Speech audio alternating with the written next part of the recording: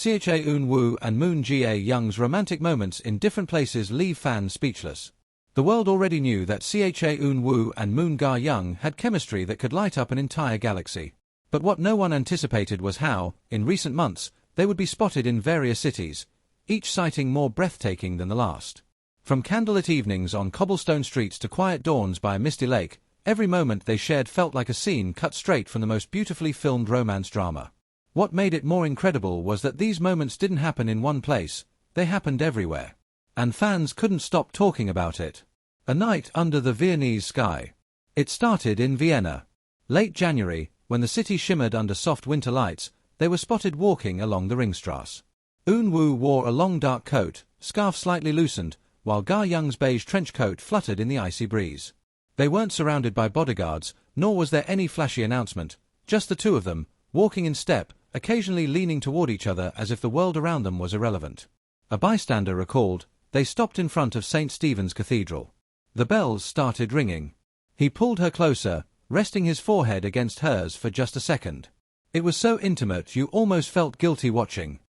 Vienna's lights reflected in Jae-young's eyes, and Eun-woo's smile was the kind you couldn't fake, that subtle curve at the edge of his lips when he's quietly happy. In that moment, the crowd, the cold, the noise, all dissolved. Sunset over the Jeju cliffs. Weeks later, they were spotted again, this time in Jeju Island.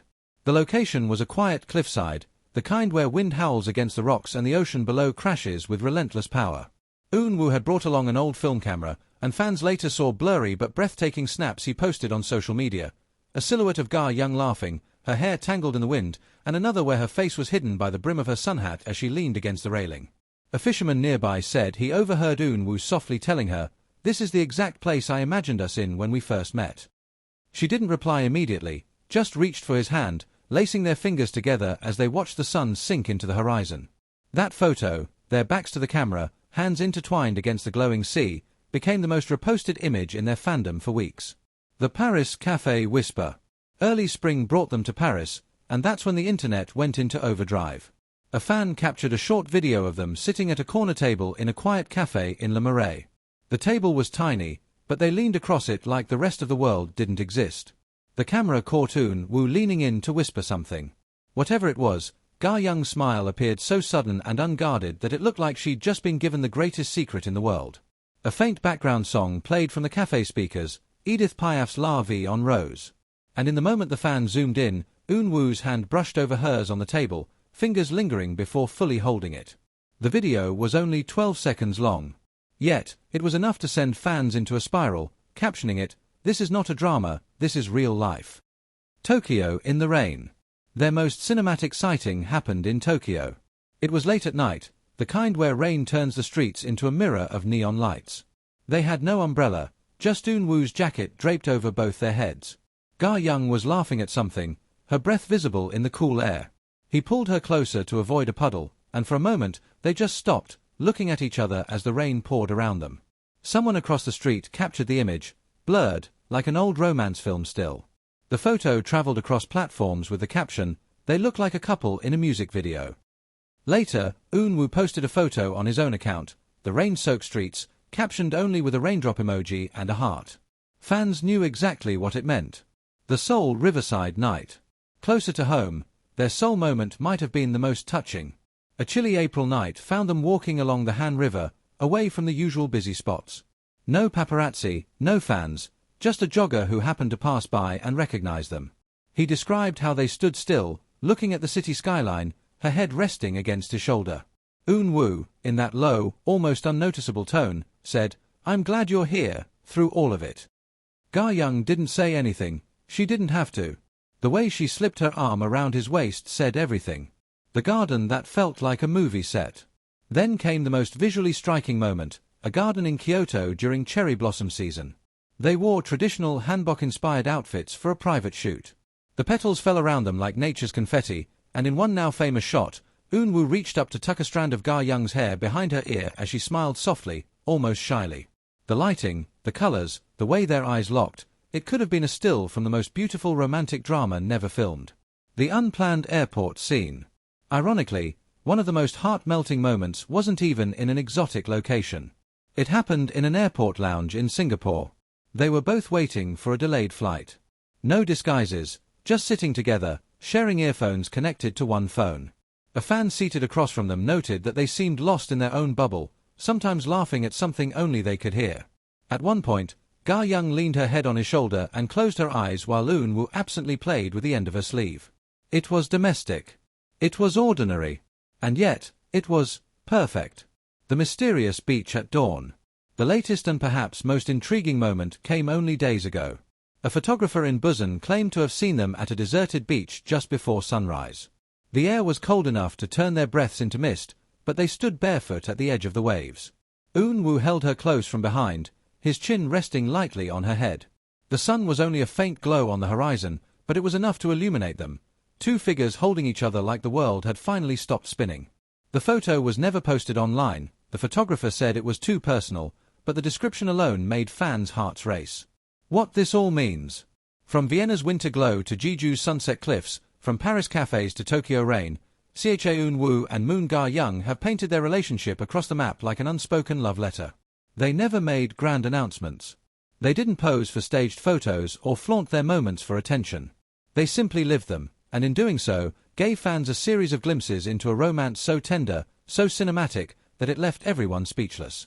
Whether or not they ever confirm anything officially, these shared moments across different places have already written their own kind of love story, one that plays out in the quiet spaces between cities, in the still frames of strangers' cameras, and in the hearts of millions who believe in the kind of love that doesn't need to shout to be real. And if there's one thing fans are sure of, it's this: wherever they go next, the world will be watching, and falling in love with their love all over again. Tokyo in the rain. The night Eun Woo and Moon Ga Young stopped the city. Tokyo had been restless all evening. The streets pulsed with the glow of vending machines, flashing billboards, and the sound of people rushing through Shibuya's famous scramble crossing. But as the clock ticked toward midnight, the energy softened. The shops began to close, the crowds thinned, and the city surrendered to the kind of rain that doesn't roar, it whispers. Moon Ga Young had always loved rain. She said it made her feel like she was in a black-and-white movie, like the whole world became quieter and more honest. Eun Woo knew this. He remembered her saying it years ago when they filmed their first drama together. That's why he didn't suggest taking a taxi back to the hotel that night. Instead, when the first drops began to fall, he just smiled. "Shall we walk?" he asked, his voice low enough to be drowned by the patter of rain. She hesitated, glancing up at the darkening sky, then back at him. "You didn't bring an umbrella." "Neither did you," he teased, already shrugging off his jacket. The jacket was black, soft from years of wear. He lifted it over both their heads, his arms sliding naturally around her shoulders. The warmth of him, the faint scent of his cologne mixed with rain, pulled her closer without thought. The empty street. They turned down a narrow back street lined with ramen shops and shuttered convenience stores.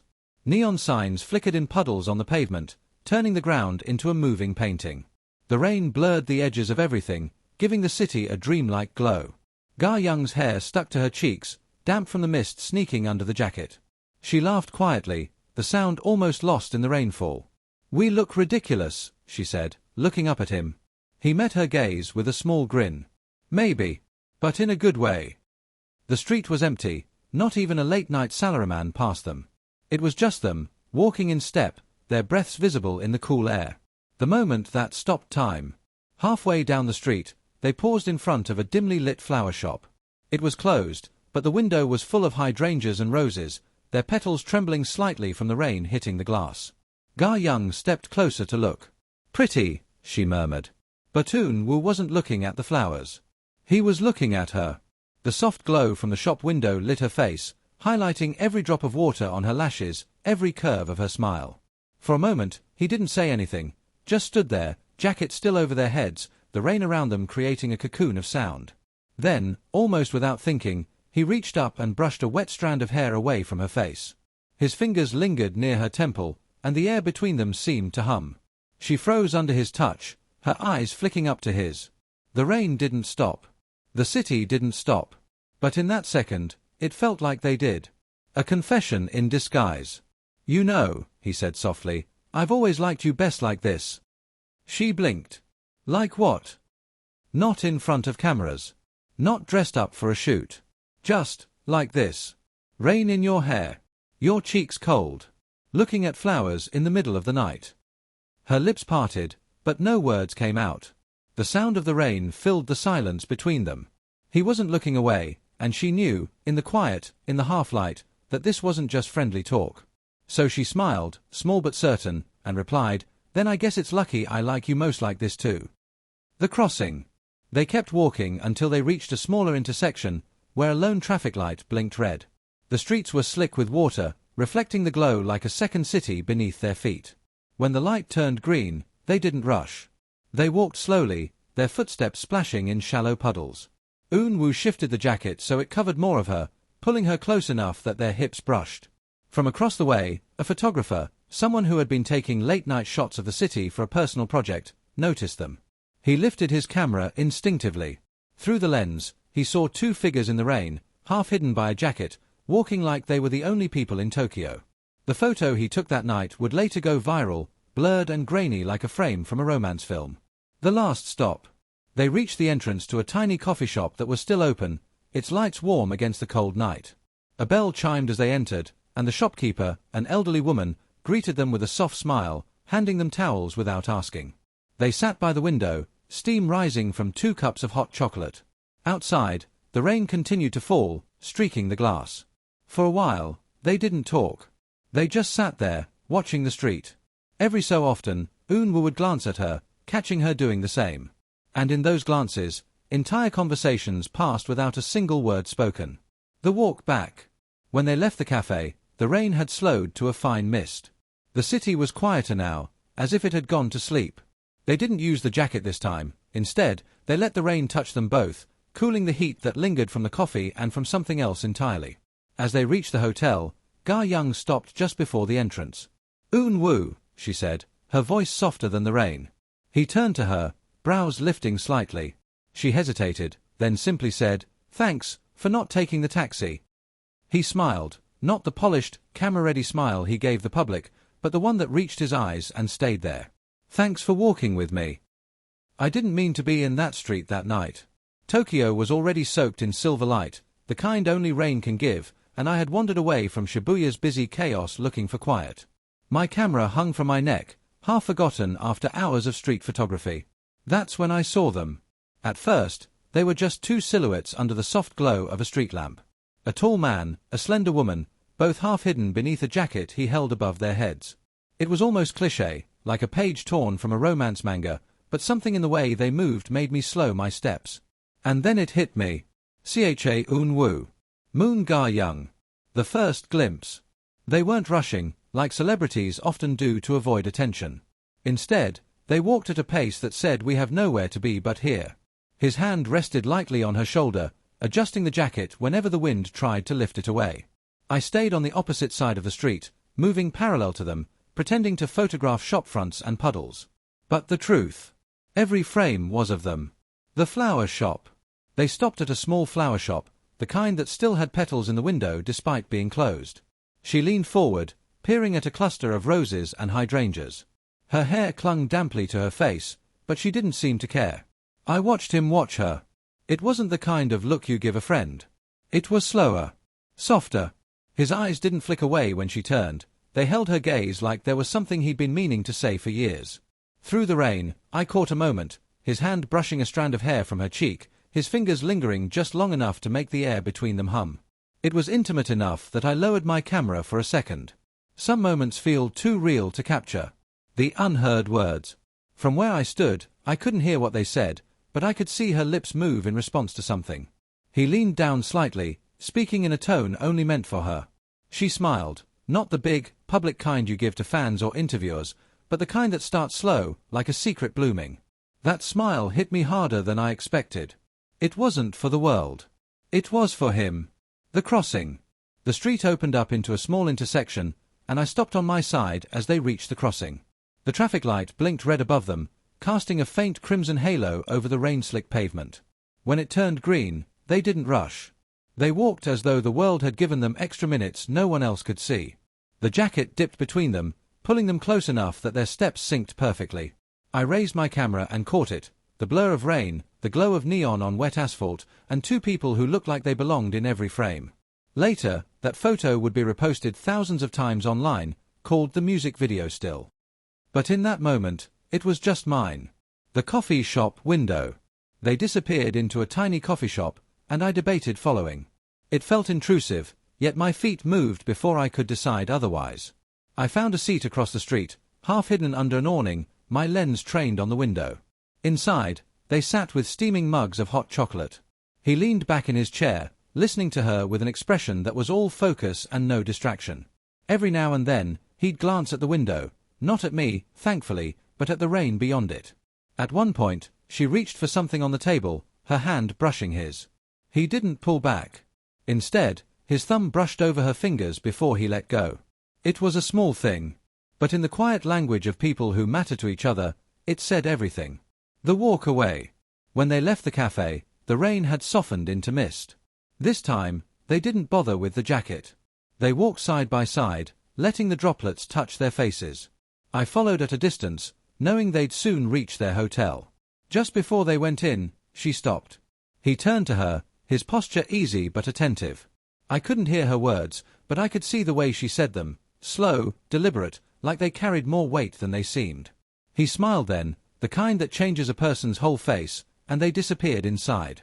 The aftermath. I stood there long after